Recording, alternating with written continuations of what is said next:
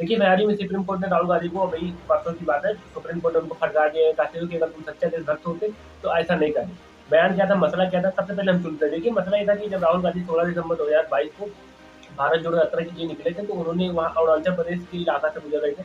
तो उन्होंने एक जो है बयान ये दिया था कि मैंने देखा कि चीन ने 2000 किलोमीटर पर कब्जा कर रखा हुआ है और हमारे भारत के 20 सैनिक मारे गए हैं और जितने भी सैनिक हैं वो सब पीटे जा रहे हैं और कुछ नहीं कर पा रहे। ठीक है, ऐसा भी वाली बार उन्होंने इंडियन आर्मी के खिलाफ दिया हुआ था। उसके बाद उनके ऊपर केस हुआ था, याचिका दर्ज हुआ था, जिसको सुप्रीम कोर्ट ने अभी सोमवार के दिन निरस्त कर दिया, या कहते हो कि आपके पास कोई साक्ष्य है कि आप ऐसे मुंह पे बोल रहे हैं। देखिए, मसला क्या था, सबसे पहले अपने विदेश मंत्री की बात सुनते हैं, फिर उसके बाद हम बात करते हैं कि ऐसा मतलब था क्या। uh, Indian land was taken by China between 1958 and 1962. Some of it was before 58 also. So when you keep saying land taken by China, please understand this land was lost in 1962. I see efforts made to mislead the country. I give you 3 examples. Example 1, people are saying Chinese are building villages on the border. Where is the village built? It is built in a place called Longju, which the Chinese attacked and occupied in 1959. There's a statement of Nehru.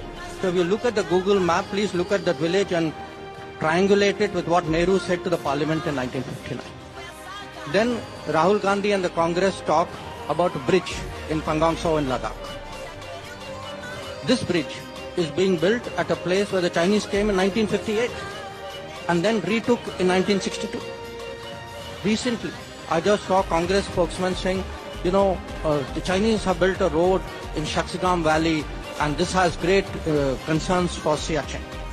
Possibly it has concerns for Siachen. When was Shaksgam Valley occupied by whom? Shaksgam Valley was allowed by Nehru to be part of Pakistan occupied Kashmir, and Pakistanis handed it over to China in 1963.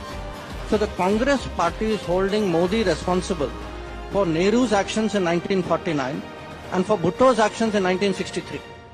But apparently they have no culpability.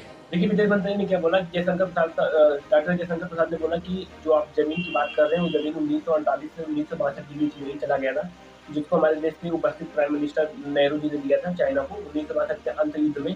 उन्होंने India की land को, जो अरुणाचल प्रदेश के बाद गलवान घाटी वाली जो जमीन उसके बाद वाली, उसको दिया था। ठीक, जो आप आज बयान उठा रहे हो, बयान आज के 60 साल पहले ही हो चुका है, 70 साल पहले, जो आपकी सरकार में ही गया था।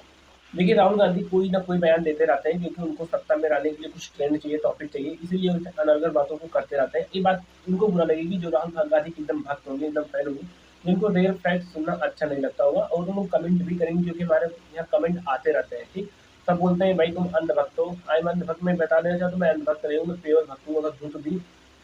ठीक है, और मैं किसी सरकार की तरफ से नहीं हूँ, जो मैं फैक्ट होता है वही मैं बोलता हूँ। ठीक है, अगर आपको पसंद आएगी तो आप वीडियो लाइक करिएगा, नहीं तो कभी भी मत देखिएगा, अनफॉलो सब्सक्राइब करके हम अनहाइड कर दीजिएगा।